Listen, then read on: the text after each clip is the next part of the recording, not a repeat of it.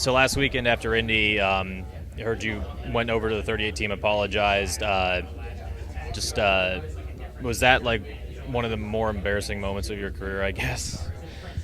Well, I mean, I guess that's one way to put it, but yeah, it was bad. It was really bad. I just that was a really bad mistake on my part, and I knew I made my mind up like literally the second after. I said I have to go apologize to everyone, and yeah, so I walked by their pit box, saw their pit crew guys. They were tearing down the pit box. I apologized to them, and then wandered over to the hauler.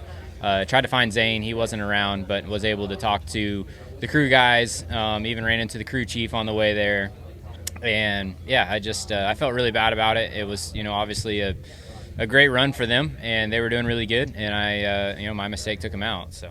What was their reaction to you coming over to apologize? Because it seems like it's not often that someone would reach out in that way after a race. Yeah, I don't know. I mean, they were busy doing their thing, trying to load the car up. So, hopefully, it meant something to them. They were busy doing their thing. With it coming the day after the Austin Hill deal, were you concerned that NASCAR might blunder and take action?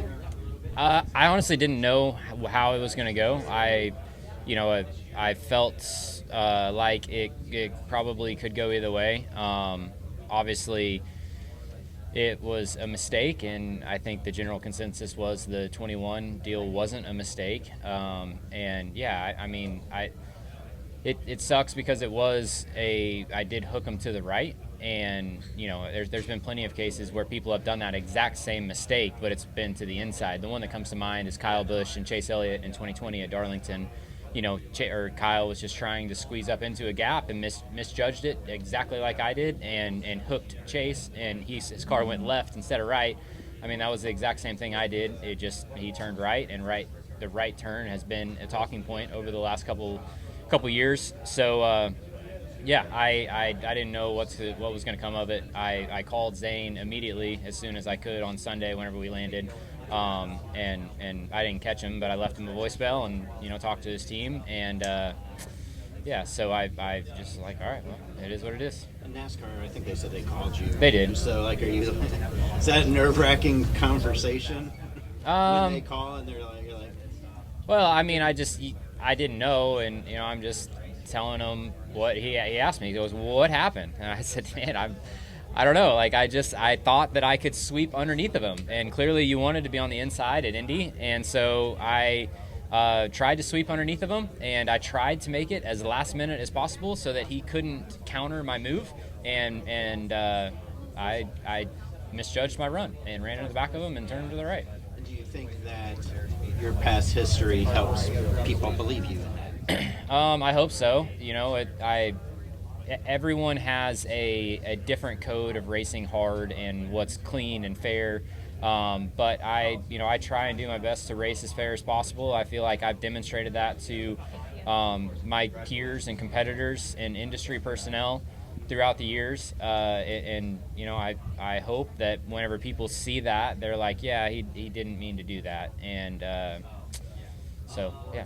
Why was it important to say stuff to each of the team members? Understanding the call to the driver, but we don't typically see the driver address each of the team members like I guess Ryan Flores said you did. Yeah, because it was just such a bad mistake. Like, there's times where it's just hard racing, right? And you get into each other and you cause a wreck or whatever, and you're racing hard, that's one thing. But this one was just like, it was a mistake. It was an error on my part that ruined their day, and so I felt like I owed it to the team members to apologize, because it was such a bad mistake, and it wasn't hard racing. It was just a misjudgment on my part, and he did absolutely nothing wrong. The guys did absolutely nothing wrong. Like, a lot of the time in these racing situations, you have there's like a little bit of blame here, there's a little bit of blame here, which that one, it was clearly all on me. So I felt like I owed it to them to apologize. What's it like to address a lot of people who are a lot bigger than you? Yeah, I mean, I'm not gonna lie, man. I was nervous, but I knew I deserved what was coming, and So I'm like, I'm gonna own it. Like if I want to walk up there and they want to MF me and tell me to get out, I deserve that in that moment, and I felt like I owed them the respect and the I wanted to take accountability to them, and hopefully, I tried to show them accountability and tell them that it was on me, and so I didn't know what I was walking into, but they were pretty busy just trying to get loaded up and doing their thing. So yeah. My Place Hotels is proud to be the official hotel partner of Frontstretch. With plush beds, in-room kitchens, and pet-friendly hotels, My Place makes for the perfect pit stop when traveling. Frontstretch fans can use promo code Frontstretch to save 10% on your stay at any of our nationwide properties. Sign up for our Stay Rewarded program to get even more savings. With My Place Hotels, don't just stay rewarded.